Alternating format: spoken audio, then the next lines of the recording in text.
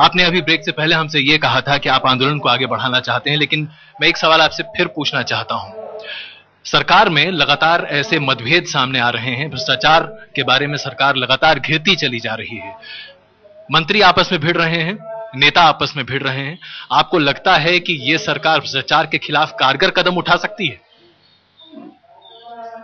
आज जो मतभेद हो रहे हैं और आपस में भिड़ रहे एक दूसरे के साथ, ये बातें तब होती है कि जब स्वार्थ आ जाता है। अगर हम चिदंबरम और प्रणब मुखर्जी की बात करें, कपिल सिब्बल की बात करें, ये तमाम ऐसे नेता हैं जो बड़े नाम हैं, आपके दिमाग में उनकी क्या छवि है? ये किसी ने गीत गाया है, नाम बड़े और दर्शन खोटे, ये किसी ने गीत गाया है। तो ऐसे है। ऐसे में आपको लगता है कि मनमोहन सिंह एक कारगर प्रधानमंत्री हैं, वो एक अच्छे प्रधानमंत्री हैं, या सिर्फ एक अच्छे इंसान हैं? आज तो ऐसे कहीं कहने के लिए जगह नहीं है। स्वार्थ तो इतना बढ़ गया लोगों में, अभी ये नहीं कह सकते कि ये प्रधानमंत्री अच्छा है, वो प्रधानमंत्री अच्छा है। हमारा तो मानना ये है कि अभी जो मनमोहन सिंह है, सरल सीधा आदमी है,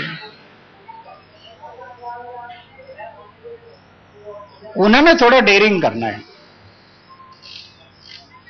पंत प्रधान को पावर है ना, ये थोड़े गड़बड़ी करते हो तो इन्होंने कहना चाहिए उनको, चुप बैठो ना तो कान काटेगा। ये डेयरिंग करना चाहिए तो अपने आप जगह पर आ जाएंगे। तो क्यों नहीं डेयरिंग कर पाते हैं मनमोहन सिंह? नहीं कर पाते कि वो सीधा आदमी है पहले से, तो इसके बोले उनका डेयरिंग नहीं होता। कैसे बोलना, ये मेरे साथी है, मेरे मंत्री है, उनको ऐसे मैं कैसे बोल, ये इसका कारण है कि इनको ये धाड़स नहीं होता बोलने का। लेकिन शक्ति है ना, एक प्राइम मिनिस्टर को कितने पावर है।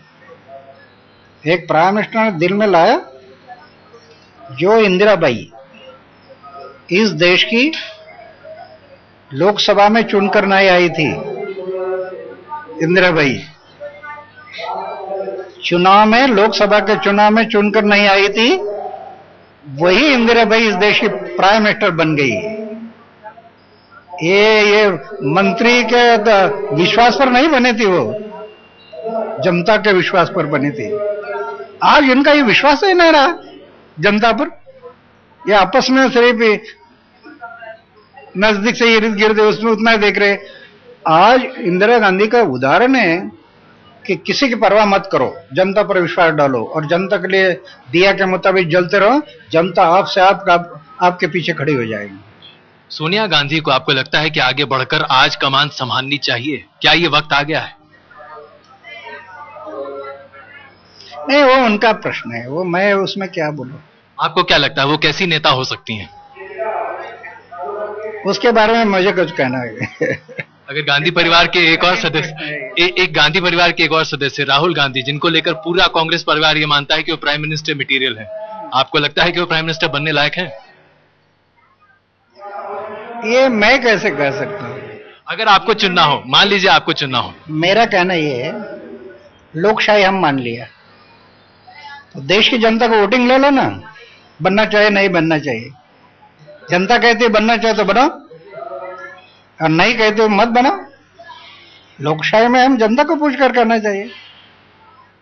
एक आखिरी सवाल अन्ना जी, तमाम राजनीतिक उठा-पटक एक तरफ, आपकी मुहिम एक तरफ, कोई नतीजा निकलेगा? क्योंकि आम आदमी इस चीज को लेकर बड़ा मुश्किल संशय में है। विश्वास हो रहा है कि आजादी के 63 साल में जो नहीं हुआ, आज देश की जनता खड़ी होने के कारण हम भ्रष्टाचार मुक्त भारत को निर्माण करेंगे, ऐसा मुझे विश्वास निर्माण हो रहा है। और एक दिन वो आएगा कि भ्रष्टाचार मुक्त भारत होगा। ये जादू के कांडे नहीं, जादू के कांडे फिरा कल भ्रष्टाचार मुक्त होगा, ऐसा नहीं।